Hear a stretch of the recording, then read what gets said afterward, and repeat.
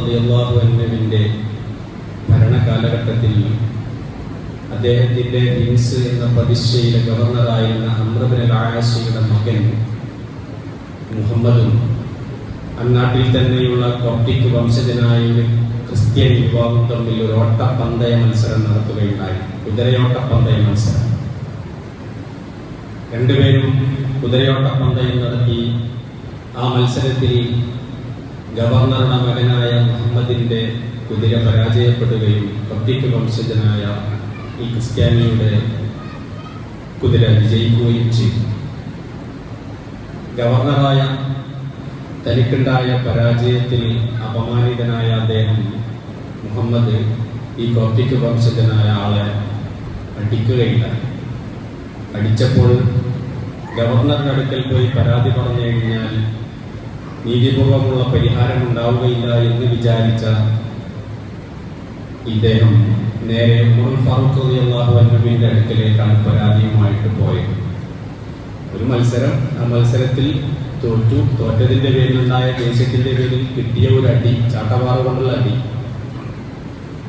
അതാണ് നിസ്സാരമെന്ന് നമുക്ക് തോന്നാം. പക്ഷേ കേസ് സുപ്രീം കോർട്ടിലെത്തുകയാണ്, അല്ലെങ്കിൽ നേരിട്ട് തന്നെ പ്രധാനമന്ത്രിയുടെ കോർട്ടിലെത്തുകയാണ്, അല്ലെങ്കിൽ അദ്ദേഹത്തിന്റെ ദർബാറിലെത്തുകയാണ്. ആ സമയത്ത് മഹാനായ ഉമർ ഫാറൂഖ് റളിയല്ലാഹു അൻഹു അതിനെ അവഗണിക്കാൻ തയ്യാറായില്ല.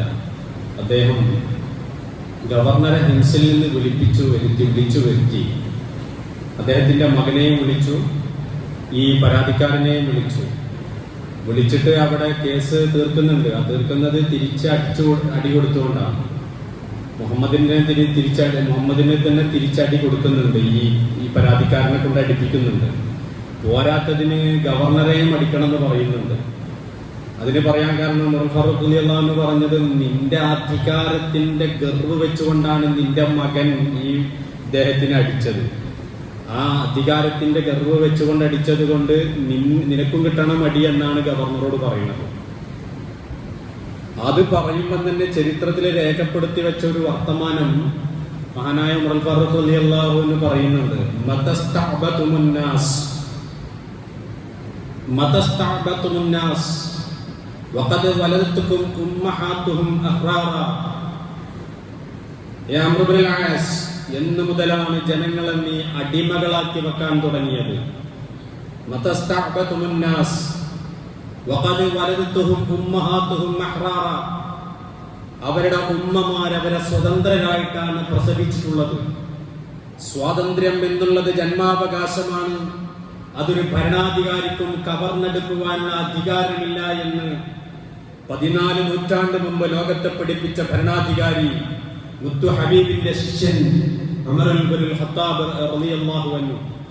നമ്മൾ ഓർക്കണം, ഒരു ചെറിയ നിസ്സാരമായ കേസായിട്ട് പോലും അദ്ദേഹത്തിന്റെ ചോദ്യം, ഇദ്ദേഹം അംർ ഇബ്നുൽ ആസ് സ്വഹാബിയാണ്, ആരെയും അടിമകളാക്കി വെച്ചിട്ടില്ല. പക്ഷേ ഒരു നിസ്സാരമായ കേസിന്റെ പേരിൽ ഒരു അധികാര ദുർവിനിയോഗം മകൻ നടത്തി എന്നതിന്റെ പേരിൽ അദ്ദേഹം പ്രയോഗിച്ച പ്രയോഗം, സ്വാതന്ത്ര്യം ജന്മാവകാശമാണ്, അത് കവർന്നെടുക്കുവാൻ ഒരു ഭരണാധികാരിക്കും അവകാശമില്ല എന്ന് ലോകത്തെ അദ്ദേഹം പഠിപ്പിക്കുകയാണ്. സഹോദരങ്ങളെ, സഹോദരിമാരെ, ഇന്ന് സ്വാതന്ത്ര്യ ദിനമാണ്. 79ാം സ്വാതന്ത്ര്യ ദിനമാണ്. സ്വാതന്ത്ര്യം എന്ന് പറയുന്നത് നമ്മെ സംബന്ധിച്ചിടത്തോളം രാഷ്ട്രീയമായ വിഷയമല്ല, മതപരമായ വിഷയമാണ്. രാജ്യത്തിന്റെ സ്വാതന്ത്ര്യം എന്നുള്ളത് വെറും രാഷ്ട്രീയമായ വിഷയമല്ല, അത് നമ്മുടെ വിശ്വാസത്തിന്റെ ഭാഗമാണ്, മതപരമായ വിഷയമാണ്. സ്വാതന്ത്ര്യത്തോടു കൂടിയേ ഒരു സത്യവിശ്വാസിക്ക് ജീവിക്കാൻ പറ്റുള്ളൂ. പാരതന്ത്ര്യം നമ്മുടെ മേലുള്ള ഏറ്റവും വലിയ ഭാരമേറിയ ചങ്ങലയാണ്. ആ ചങ്ങല പൊട്ടിച്ചെറിയാതെ ഒരു സത്യവിശ്വാസിക്ക് അന്തസ്സോടുകൂടി വിശ്വാസം മുറുകെ പിടിച്ചുകൊണ്ട് ജീവിക്കുവാൻ സാധ്യമല്ല. അതുകൊണ്ട് തന്നെ സ്വാതന്ത്ര്യം എന്നുള്ള വാക്ക് കേൾക്കുമ്പോൾ ഉൾപുളകത്തോടുകൂടി, ആവേശത്തോടുകൂടി രോമകഞ്ചുകമണിയേണ്ടത് സത്യവിശ്വാസിയാണ്. അത് ഏറ്റവും കൂടുതൽ നെഞ്ചേറ്റേണ്ടത് സത്യവിശ്വാസിയാണ്. രാജ്യം ഇന്ന് ആഘോഷിക്കുന്നത് 140 കോടി ജനങ്ങളുടെ സ്വാതന്ത്ര്യമാണ്. ആ സ്വാതന്ത്ര്യത്തിൽ 140 കോടി ജനങ്ങളും ആഘോഷിക്കുന്ന സ്വാതന്ത്ര്യം അത് പരമാർത്ഥമാണോ അന്വർത്ഥമാണോ എന്നുള്ളത് ഇന്നിവിടെ നമ്മുടെ മുന്നിൽ ചോദ്യചിഹ്നമായി നിലകൊള്ളുകയാണ്. ജനാധിപത്യം പച്ചയായിട്ട് വ്യഭിചരിക്കപ്പെടുന്ന കള്ളവോട്ട് കൊണ്ട് അധികാരത്തിലേറിക്കൊണ്ട് മോഷണം നടത്തി, കള്ളത്തരം നടത്തി, കൊള്ളകൾ നടത്തിക്കൊണ്ട് അക്രമത്തിലൂടെ ഹീറോയായ ഒരു രാജ്യത്തിന്റെ ഭരണാധികാരി, രാജ്യത്തിന്റെ ചെങ്കോട്ട എന്ന് പറയുന്ന മുഗള സാമ്രാജ്യത്തിന്റെ സംഭാവനയായ മുസ്ലിം വിരോധത്തിന്റെ പശ്ചാത്തലത്തിൽ അടിത്തറ പാകിയ ആ ഭരണാധികാരി തന്നെ ഇന്ന് രാജ്യത്തിന്റെ ചെങ്കോട്ടയിൽ കയറി നിൽക്കുമ്പോ ആ ചെങ്കോട്ട ആരുടെ സംഭാവന എന്ന് ചോദിച്ചാൽ അത് ഇന്ത്യൻ മുസ്ലിമീങ്ങളുടെ സംഭാവനയാണ്, ഇന്ത്യയിലെ മുഗള സാമ്രാജ്യത്തിന്റെ സംഭാവനയാണ്. ആ സംഭാവനയായ ഇന്ത്യയുടെ കരുത്തിന്റെ പ്രതീകമായ ദില്ലിയിലെ ചെങ്കോട്ടയിൽ കയറി നിന്നുകൊണ്ടാണ് 79ാം സ്വാതന്ത്ര്യദിന പ്രഖ്യാപനം ഇന്ത്യയുടെ പ്രധാനമന്ത്രി നടത്തിയത് എന്ന് നമ്മൾ മനസ്സിലാക്കേണ്ടതുണ്ട്. ഇവിടെ നമ്മൾ ഓർക്കേണ്ടത്, ഈ രാജ്യത്തിന്റെ സ്വാതന്ത്ര്യം ഏറ്റവും കൂടുതൽ ആഘോഷിക്കുവാൻ, അല്ലെങ്കിൽ 1947 ഓഗസ്റ്റ് 15 മെമ്മറിയിലേക്ക് കൊണ്ടുവന്ന് സ്മരിക്കുവാനും ആഘോഷിക്കുവാനും ഏറ്റവും കൂടുതൽ അർഹതയുള്ള സമുദായം ഏതെന്ന് ചോദിച്ചാൽ അത് മുസ്ലിം ഉമ്മത്താണ്. എന്തുകൊണ്ട്? ചരിത്രമാണ് നമ്മുടെ മുന്നിൽ പാഠം. ചരിത്രം നമ്മൾ വിസ്മരിക്കുന്നു, ചരിത്രം പുതിയ തലമുറകൾ പഠിക്കുന്നില്ല എന്നുള്ളതാണ്. ഇന്നലെ ട്രെയിനിൽ യാത്ര ചെയ്യുമ്പം ഒരു പ്രൊഫസറുമായിട്ട് സംസാരിക്കാൻ ഇടവന്നു. ഒരു ലേഡി പ്രൊഫസറാണ്, അവരൊരു കോളേജിലെ അധ്യാപികയാണ്. അവർ താൻ പഠിപ്പിക്കാൻ അല്ലെങ്കിൽ പഠിപ്പിച്ചുകൊണ്ടിരിക്കുന്ന ഡിഗ്രി സ്റ്റുഡന്റിനെ സംബന്ധിച്ച് പറയുന്നത് തലയിൽ വെളിച്ചമില്ലാത്ത മക്കൾ എന്നാണ്.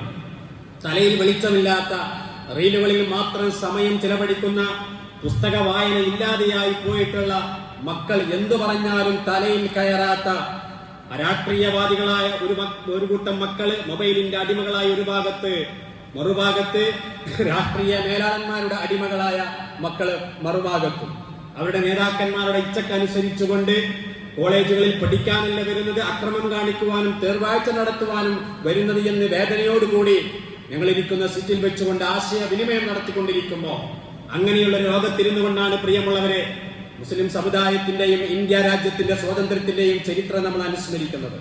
ഓർക്കണം നിങ്ങൾ, ആരിൽ നിന്നാണ് ഇന്ത്യ നഷ്ടപ്പെട്ടത്? ആരാണ് സ്വാതന്ത്ര്യം നഷ്ടപ്പെട്ടതിന്റെ വേദന കൂടുതൽ അനുഭവിച്ചത്? ഇന്ത്യ രാജ്യത്ത് മുസ്ലിമീങ്ങളാണ്. ക്രിസ്താബ്ദം 712 17കാരനായ മുഹമ്മദ് ഖാസിം എന്ന് പറയുന്ന ഉമയ്യ ഭരണകൂടത്തിന്റെ പ്രതിനിധിയായി ഇങ്ങോട്ട് കടന്നു വരും, സിന്ധിയിലേക്ക് കടന്നു വരുന്നത് ഒരു 17കാരൻ. ആ 17കാരൻ രജപുത്ര രാജാവായ ദാഹിറുമായിട്ട് ഏറ്റുമുട്ടി ഇന്ത്യ രാജ്യത്ത് രാഷ്ട്രീയമായ ആധിപത്യത്തിന്റെ അടിത്തറ മുസ്ലിമീങ്ങൾ പാകുന്നത് ക്രിസ്താബ്ദം 712 നൂറ്റാണ്ടുകൾക്ക് മുമ്പാണ്. നിങ്ങളറിയണം, പിന്നീട് അങ്ങോട്ട് മുഹമ്മദ് ഗോറിയും മുഹമ്മദ് ഗസ്നവിയും ഇന്ത്യ ഭരിച്ചു. തുടർന്ന് വ്യവസ്ഥാപിതമായി 1206 അടിമ വംശം എന്ന് പറയുന്ന വംശം, സൽത്തനത്ത്, ഡൽഹി സുൽത്താൻമാർ വ്യവസ്ഥാപിതമായി ഇന്ത്യയുടെ നോർത്ത് ഇന്ത്യയുടെ ഭാഗങ്ങൾ ഭരിച്ചുകൊണ്ടിരിക്കുകയാണ്. 1206 മുതൽ 1526 വരെ 5 രാജവംശങ്ങൾ ഇന്ത്യ ഭരിച്ചിട്ടുണ്ട്. ഒന്ന് അടിമവംശമാണ്, മറ്റൊന്ന് ഖിൽജി വംശം, തുഗ്ലക് വംശം, സയ്യിദ് വംശം, ലോധി വംശം. 3 നൂറ്റാണ്ടിലേറെ കാലം അവർ ഭരണം നടത്തി.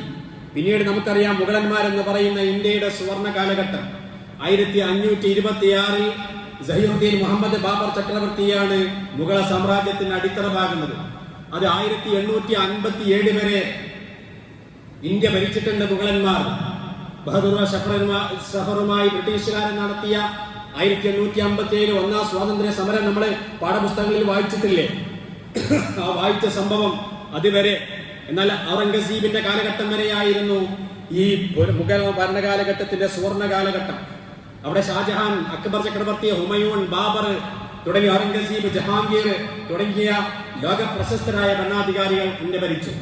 അങ്ങനെ ഇരിക്കവെയാണ് മുഗള ഭരണം ദുർബലമായപ്പോൾ 1757 കച്ചവടാവശ്യാർത്ഥം ഇംഗ്ലീഷ് ഈസ്റ്റ് ഇന്ത്യ കമ്പനി ഇന്ത്യയിലേക്ക് കടന്നു വരുന്നത്. 1857 സിറാജ് ദൗല എന്ന് പറയുന്ന ബംഗാളിൽ നവാബുമായിട്ടുള്ള ഏറ്റുമുട്ടൽ ഉണ്ടാകുന്നത്. 1757 ഏറ്റുമുട്ടലിലൂടെയാണ് ബ്രിട്ടീഷുകാർ വാസ്തവത്തിൽ നമ്മുടെ രാജ്യത്ത് രാഷ്ട്രീയമായ അധികാരത്തിലേക്ക് കയറി വരുന്നത്. അതുമുതൽ ഇന്ത്യ രാജ്യത്തിന്റെ ശനിദശ ആരംഭിക്കുകയാണ്. പിന്നീട് 1947 വരെ ഹിംസാത്മകവും അഹിംസാത്മകവുമായ, രക്തരൂക്ഷിതവും രക്തരഹിതവുമായിട്ടുള്ള പലതരത്തിലുള്ള സമരങ്ങളും സംഘടനകളും ഇന്ത്യ രാജ്യത്ത് അരങ്ങേറി. 2 നൂറ്റാണ്ടുകാലം, ഏകദേശം 200 വർഷക്കാലം. അതിൽ ഏറെയും ജീവൻ സമർപ്പിച്ചതാരാണ്? അതിലേറെയും ജീവൻ സമർപ്പിച്ചത് ഇന്ത്യയിലെ മുസ്ലിമീങ്ങളാണ്. സമുദായം എന്ന നിലയിൽ ചരിത്രം പരിശോധിക്കുകയാണെങ്കിൽ ഇന്ത്യയിലെ മുസ്ലിമീങ്ങളാണ് ഇന്ത്യയുടെ സ്വാതന്ത്ര്യത്തിന് വേണ്ടി അടർക്കളത്തിലിറങ്ങി പടപൊരുത്തിയത്. നമുക്കറിയാം, ഷാ വലിയുല്ലാഹി ദഹ്ലവി എന്ന് പറയുന്ന മഹാനായ ഹദീദ് പണ്ഡിതനുമുണ്ട്. ഇന്ത്യ രാജ്യത്തെ ലോക പ്രശസ്തനായ ഹദീദ് പണ്ഡിതനാണ് ഷാ വലിയുല്ലാഹി ദഹ്ലവി. ആ ഷാ വലിയുല്ലാഹി ദഹ്ലവി ഫത്വ പുറപ്പെടുവിക്കുകയാണ്. ബ്രിട്ടീഷുകാർക്കെതിരെ പോരാടേണ്ടത് ഇന്ത്യൻ ജനതയുടെ ധാർമ്മികമായ നിർബന്ധ ബാധ്യതയാണ് എന്ന് പറഞ്ഞുകൊണ്ട്, ഫർള് ഐനാണെന്ന് പറഞ്ഞുകൊണ്ടാണ് അദ്ദേഹം ഫത്വ പുറപ്പെടുവിക്കുന്നത്. അതിനുശേഷം ഷാ അബ്ദുൽ ഹസീസ് ദഹ്ലവി, അദ്ദേഹത്തിന്റെ പുത്രൻ ലോക പ്രശസ്തനായ ഹദീദ് പണ്ഡിതൻ, അദ്ദേഹവും ഇതുപോലെ ബ്രിട്ടീഷുകാർക്കെതിരെ പോരാട്ടം നടത്തുകയാണ്. പിന്നീട് അവിടെ നിന്നുകൊണ്ട് പണ്ഡിതന്മാരുടെ നിര തന്നെ നമുക്ക് കാണാൻ കഴിയുന്നതാണ്. മൗലാന ഷാ ഇസ്മായിൽ ഷഹീദ്, മൗലാന അബ്ദുൽ ഹയ്യ്, മൗലാന സയ്യിദ് അഹമ്മദ് ഷഹീദ്, മൗലാന മുഹമ്മദ് അലി, മൗലാന മുഹമ്മദ് ഖാസിം നാനൂത്തവി, ദയ്യൂബന്ദ് മദ്രസ ഈ വിരീതം പഠിച്ച ഖാസിം ഈ ബിരുദം നൽകിയ ദയ്യൂബന്ദിലെ അറബി കോളേജ്, ലോക പ്രശസ്തമായ ദയ്യൂബന്ദ് ദാറുൽ ഉലൂമിലെ അഥവാ യുപിയിലെ ആ സ്ഥാപനം മുഹമ്മദ് ഖാസിം നാനൂത്തവി, ഖാസിം അൽ ഖാസിം എന്ന് വിളിക്കുന്നത് ഇദ്ദേഹത്തിന്റെ പേരുമായി ചേർത്തിട്ടാണ്. ആ മദ്രസ ആരംഭിക്കുന്നത്, ഈ പണ്ഡിതൻ ആരംഭിക്കുന്നത് ബ്രിട്ടീഷുകാർക്കെതിരെയുള്ള സമരത്തിന് വേണ്ടി വൈജ്ഞാനികമായ അടിത്തറയിൽ പോരാളികളെ ഉണ്ടാക്കിയെടുക്കുന്നതിന് വേണ്ടിയാണ്. സ്വാതന്ത്ര്യ സമരവുമായിട്ട് ഏറെ ബന്ധപ്പെട്ട് കിടക്കുന്ന ദയ്യൂബന്ദ് ദാറുൽ ഉലൂമിനെ അപകീർത്തിപ്പെടുത്താൻ വേണ്ടി ഇന്ന് ഫാഷിസ്റ്റുകൾ ശ്രമിച്ചുകൊണ്ടിരിക്കുന്ന വാർത്തകൾ നമ്മൾ കേൾക്കുകയാണ്. പക്ഷേ ഇന്ത്യ രാജ്യത്തിന്റെ സ്വാതന്ത്ര്യത്തിന് വേണ്ടി രക്തവും വൈജ്ഞാനികമായ സംഭാവനവും ജീവനും ജീവിതവും സമർപ്പിച്ച മഹാരഥന്മാരായ ഒരുപാട് പോരാളികളെ സംഭാവന ചെയ്ത മദ്രസയാണ്, അല്ലെങ്കിൽ അറബി കോളേജാണ് ദാറുൽ ഉലൂം ദയ്യൂബന്ദ് എന്ന് പറയുന്നത്. അതിന്റെ സ്ഥാപകൻ മുഹമ്മദ് ഖാസിം നാനൂത്തവി വൈജ്ഞാനികമായ മുന്നേറ്റവും മാത്രമല്ല നടത്തിയത്, ഫത്വ കൊടുക്കുക മാത്രമല്ല ചെയ്തത്, ആയുധമെടുത്ത് രാജ്യത്തിന്റെ സ്വാതന്ത്ര്യത്തിന് വേണ്ടി ബ്രിട്ടീഷുകാർക്കെതിരെ പോരാടിയ മഹൽ വ്യക്തിത്വമാണ് മുഹമ്മദ് ഖാസിം നാനൂത്തവി. പിന്നീട് മൗലാന മുഹമ്മദുൽ ഹസൻ, അദ്ദേഹം മഹാപണ്ഡിതനാണ്. മൗലാന അബുൽ കലാം ആസാദും അല്ലാമ ഇഖ്ബാലും ഒക്കെ നമുക്കറിയാം. ഇതുപോലെ എണ്ണിപ്പറയാൻ പറ്റുന്ന നിരവധി തലയെടുപ്പുള്ള ലോകപ്രശസ്തരായ ഇന്ത്യ രാജ്യത്തെ സ്വാതന്ത്ര്യ സമര സേനാനികളായ പണ്ഡിത മഹത്തുക്കൾ, ആയിരക്കണക്കിന് പണ്ഡിതന്മാരാണ് സ്വാതന്ത്ര്യ സമര കാലഘട്ടത്തിൽ ഇന്ത്യ രാജ്യത്തിന് വേണ്ടി ജീവൻ നൽകിയത് എന്ന് നമ്മൾ മനസ്സിലാക്കണം. എന്നാൽ ഇത് നോർത്ത് ഇന്ത്യയിലെ അവസ്ഥയാണെങ്കിലോ കേരളത്തിലാണെങ്കിലോ, കേരളത്തിൽ നമുക്കറിയാം ഇസ്ലാം രാഷ്ട്രീയമായ വരവല്ല ഉണ്ടായത്. ഇസ്ലാം പ്രബോധനപരമായിട്ട് മഹാനായ മാലിക് ഇബ്നു ദിനാറിന്റെ കാലഘട്ടത്തിൽ കേരളത്തിലെത്തി. കേരളത്തിൽ അറക്കൽ രാജവംശം മാത്രമാണ് മുസ്ലിം രാജവംശം. അറക്കൽ രാജവംശം മാത്രമാണ് ഈ നമ്മുടെ കേരളത്തിലെ മുസ്ലിം രാജ്യം. അത് കണ്ണൂരും ലക്ഷദ്വീപും അടങ്ങുന്ന ചെറിയൊരു കണ്ണൂരും പരിസര പ്രദേശങ്ങളിലും മാത്രം ഒതുങ്ങി നിന്ന ഒരു ഭരണമായിരുന്നു അറക്കൽ രാജവംശത്തിൻ്റെത്. അത് ബ്രിട്ടീഷുകാർ വരെ നീണ്ടുന്നു. അന്ന് അറക്കൽ രാജവംശം ഇവിടുത്തെ ഹൈന്ദവ രാജാക്കന്മാരുമായിട്ട് ഒരു സംഘടന നടന്നിട്ടില്ല. നേരെ മറിച്ച് പോർച്ചുഗീസുകാർക്കെതിരെയും അതുപോലെ ബ്രിട്ടീഷുകാർക്കെതിരെയുമാണ് അറക്കൽ രാജവംശ പോരാട്ടം നടത്തിയിട്ടുള്ളത്. എന്നാൽ സാമൂതിരിയുടെ നേതൃത്വത്തിൽ കുഞ്ഞാലി മരക്കാരിമാർ 1498 വാസ്കോഡ ഗാമ കാപ്പാട് കടപ്പുറത്ത് കപ്പലിറങ്ങിക്കൊണ്ട് നമ്മുടെ കേരളത്തിന്റെ സ്വസ്ഥത മുഴുവൻ നശിപ്പിക്കുന്നത്. ചരിത്രം നിങ്ങളൊന്ന് താരതമ്യം ചെയ്യൂ. അങ്ങ് നോർത്ത് ഇന്ത്യയിൽ സൽത്തനത്ത് ഭരണകൂടം 1526 മുഗളന്മാർ വരുന്നത്. 1206 മുതൽ 1526 വരെ സുൽത്താൻമാരെ ഭരണം നടത്തിക്കൊണ്ടിരിക്കുകയാണ് നോർത്ത് ഇന്ത്യയിൽ. ആ നോർത്ത് ഇന്ത്യയിൽ നല്ല മുസ്ലിമീങ്ങളുടെ സുവർണ കാലഘട്ടത്തിൽ ഭരണം നടത്തിക്കൊണ്ടിരിക്കുമ്പോൾ കേരളത്തിലെ എന്റെയും നിങ്ങളുടെയും പൂർവ്വഗാമികൾ പോർച്ചുഗീസുകാരുടെ ആഗമനം ഉണ്ടാവുകയാണ്.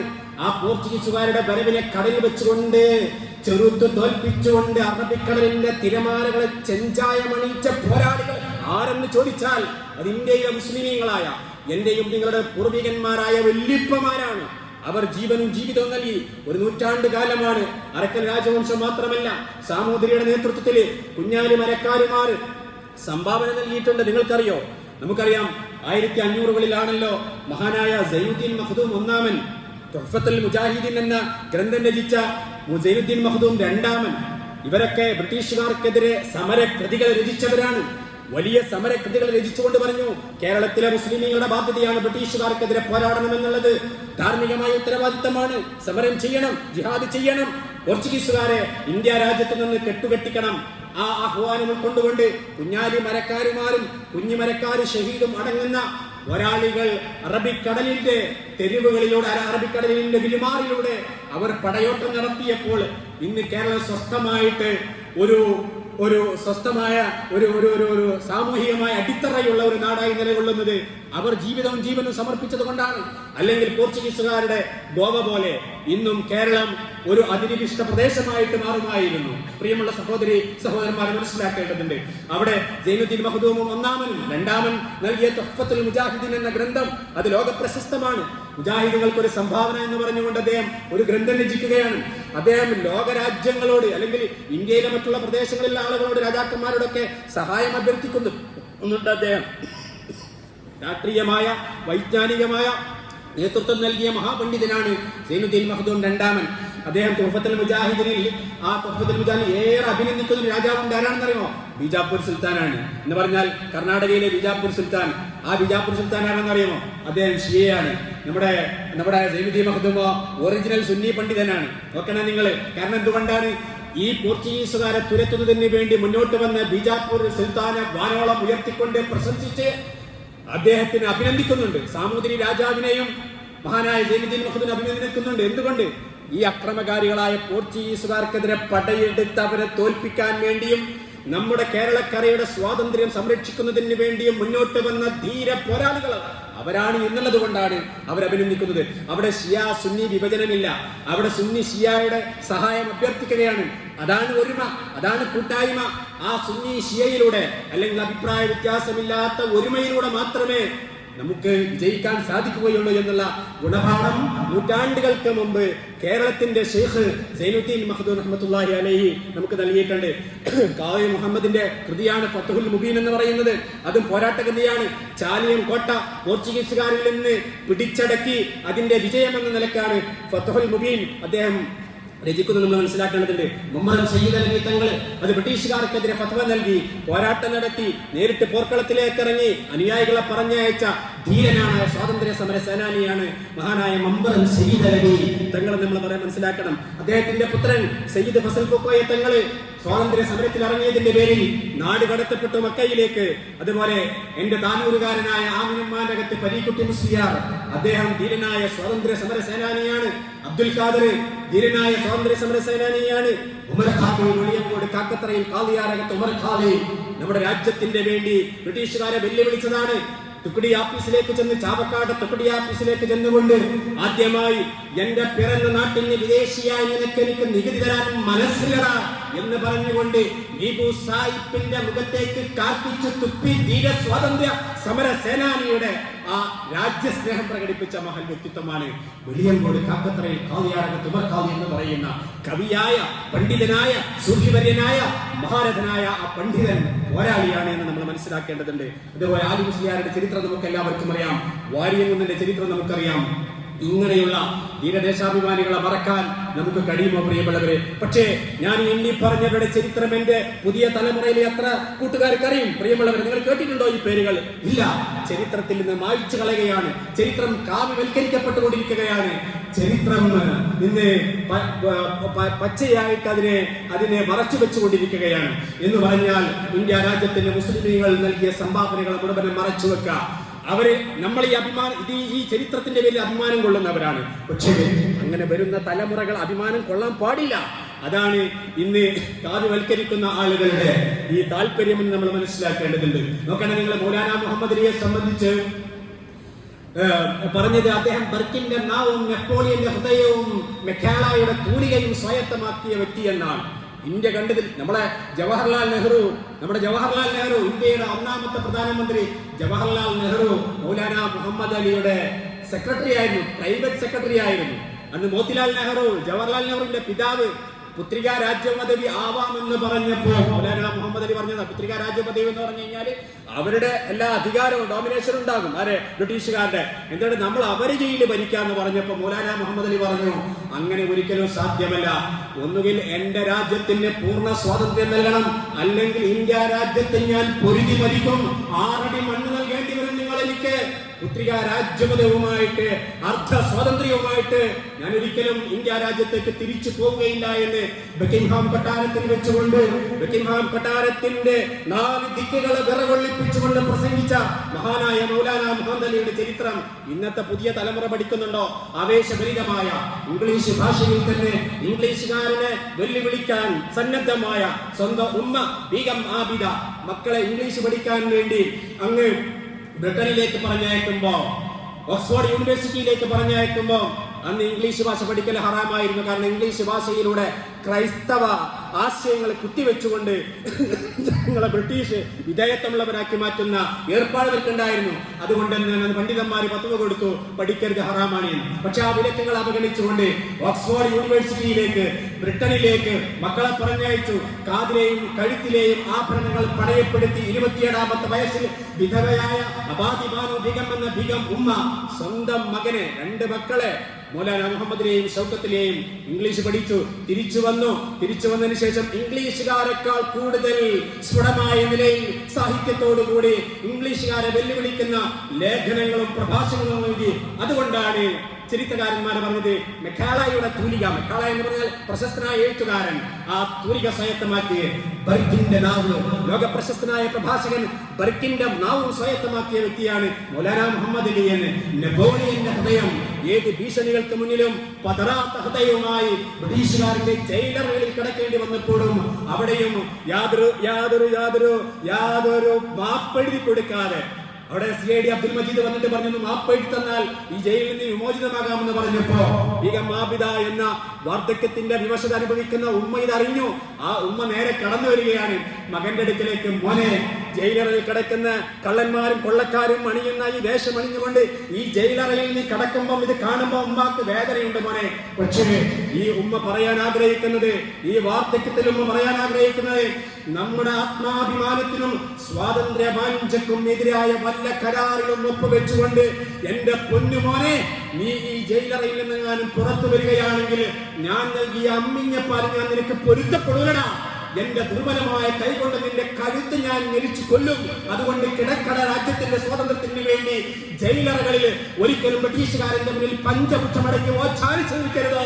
സ്വാതന്ത്ര്യത്തിന്റെ ധീരദേശാഭിമാനിയായി കഴിമരത്തിലേക്ക് പോകുന്നുവെങ്കിൽ അങ്ങനെ പോകണടാ മോനെ എന്ന് പറഞ്ഞ ബീഗം ആബിദയുടെ പുത്രൻ, പൊന്നുപുത്രൻ ഉമ്മയുടെ ആഗ്രഹങ്ങൾ സാക്ഷാത്കരിച്ചു കൊടുത്ത മൗലാന മുഹമ്മദ് അലിയെ പഠിക്കാൻ ഞാൻ ഇത്ര മാത്രം പറയുന്നത് അറിയുമോ?